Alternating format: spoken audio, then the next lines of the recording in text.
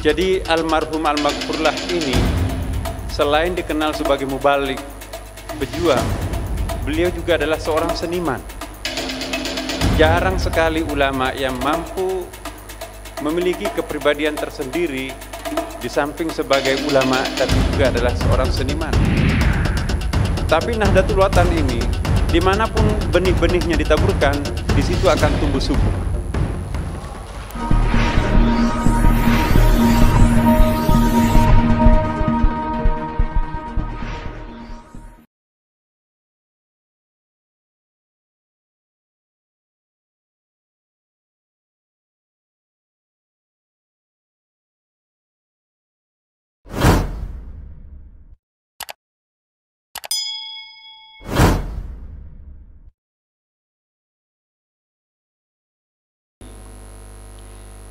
Hadirin yang berbahagia, siapa yang tidak kenal Nahdlatul Watan? Paling tidak ada 5 hal pokok yang menurut studi kami yang sangat penting, yang merupakan unsur distintif, unsur pembeda antara Nahdlatul Watan dengan perguruan atau lembaga-lembaga yang lain. Yang pertama adalah Nahdlatul Watan wabil khusus di bawah pimpinan Al-Alamah almarhum Al-Maghfurlah Tuan Guru Kiai Haji Muhammad Zainuddin Abdul Majid.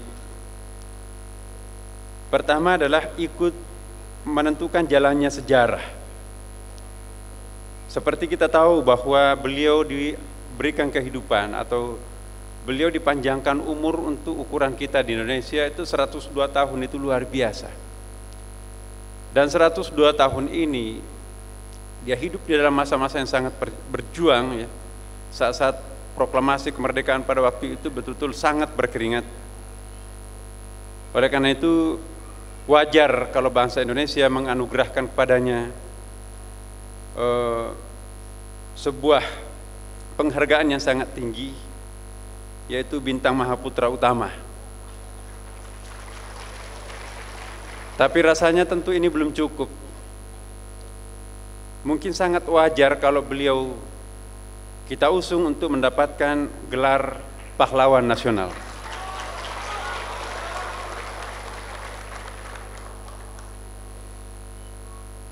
Mau dilihat dari sudut pandang apapun, 900 lembaga yang bernaung di bawah sentuhan awalnya. Kemudian sudah 77 tahun, bukannya perjalanannya stabil tapi malah semakin meningkat. Kemudian juga secara pribadi juga sangat produktif. Kita kenal beliau mewariskan sebuah buku yang sangat monumental untuk kita semua sesungguhnya. Sayang sekali ini belum diterbitkan lebih meluas, ya, yaitu Wasiat Renungan Masa yang ratusan bait di dalamnya. Jadi almarhum Al-Maghfurlah ini selain dikenal sebagai mubalik, pejuang, beliau juga adalah seorang seniman. Jarang sekali ulama yang mampu memiliki kepribadian tersendiri di samping sebagai ulama tapi juga adalah seorang seniman. Lagu-lagu yang dilantunkan tadi ini adalah hasil ujung pena beliau. Dan itu satu bukti bahwa seni tidak mesti harus kita berhadap-hadapkan atau mempertentangkannya dengan Islam. Seperti kata Imam Al-Ghazali bahwa orang yang tidak memiliki rasa seni dikhawatirkan hatinya gersang. Iya. Bapak Ibu sekalian, yang kedua adalah toleransi dengan nilai-nilai lokal. Perguruan Nahdlatul Watan dan tokoh-tokohnya kemanapun daerah pergi membuka cabang itu tidak pernah menimbulkan ketegangan lokal. Kenapa? Karena toleransinya terhadap kebudayaan lokal seperti yang kita saksikan tadi, itu Marawis yang lebih kental dengan kebudayaan Betawi tetapi dimainkan dengan bagus di bawah perguruan cabang Nahdlatul Watan di Jakarta. Kemudian yang ketiga adalah tidak pernah berpikir untuk menyatukan mazhab, apalagi menghilangkannya. Kita tahu bahwa beliau pernah hidup 12 tahun di Saudi Arabia, 6 tahun berguru di perguruan Salatiyah di sana.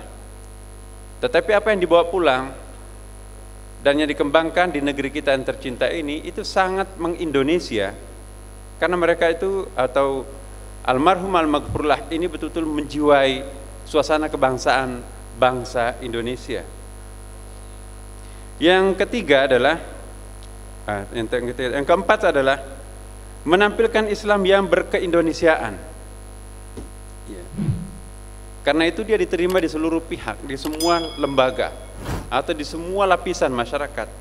Selama kita mengembangkan Islam yang berkeindonesiaan, pasti akan terbuka lebar di daerah manapun juga kita buka cabangnya. Karena itu ada beberapa perguruan dalam pengalaman kami di Kementerian Agama itu sulit sekali tumbuh di daerah-daerah yang lain karena sedikit agak eksklusif. Tapi Nahdlatul Watan ini dimanapun benih-benihnya ditaburkan, di situ akan tumbuh subur. Kemudian garis politik Nahdlatul Watan dan terutama Al-Alamah juga menggariskan bahwa beliau dalam sejarah hidupnya kita kenal pikiran politiknya adalah tawakuf tapi tidak kritis. Tawakuf dan kritis. Dia selalu nurut tetapi tetap kritis. Persis sosiologi imam sholat. Jadi seorang imam itu sehebat apapun juga ada haknya makmum sekalipun perempuan untuk memberikan isyarat kalau imamnya salah, dan itu dilakukan. Dan menjadi imam yang santun. Lagi pula makmum yang dibentuknya seperti kita semua di sini adalah makmum yang sopan. Kalau sudah ada imam yang santun, makmum yang sopan, diikat oleh imamah, konsep kepemimpinan yang bagus, maka insya Allah akan lahir sebuah masyarakat ideal seperti yang digambarkan tadi oleh Pak Hatta Rajasa, calon wakil presiden kita. Di samping itu juga adalah mengusung Islam tanpa harus melalui jalan formal. Ini ciri khas Nahdlatul Watan. Tidak terlalu mempersoalkan simbol-simbol keagamaan, tetapi yang penting adalah substansi keislaman itu harus hadir di dalam hati masyarakat kita. Hadirin yang saya muliakan, poin-poin yang sangat penting ini saya kira selama Nahdlatul Watan tidak bergeser, maka insya Allah Nahdlatul Watan ke depan itu nanti akan semakin berkembang. Terakhir dari saya adalah ingin menyampaikan kepada kita semua bahwa tantangan kita di masa depan itu luar biasa besarnya. Harapan-harapan dunia Islam terhadap umat Islam Indonesia ini juga sangat besar.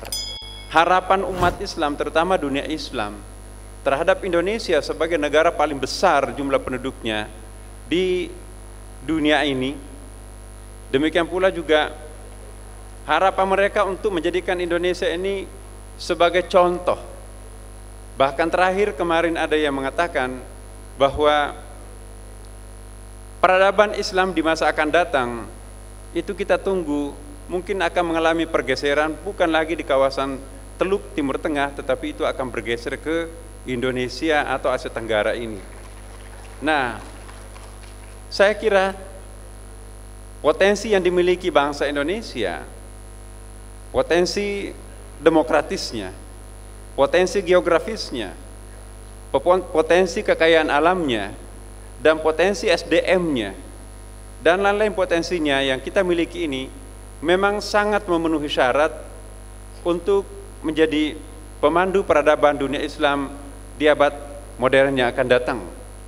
Karena itu Nahdlatul Watan salah satu institusi yang sangat kita harapkan untuk memberikan penguatan-penguatan bagaimana menyiapkan pangkalan pendaratan untuk hadirnya sebuah bangsa di kawasan Asia Tenggara ini yang bernama Indonesia untuk menjadi imam peradaban Islam masa depan.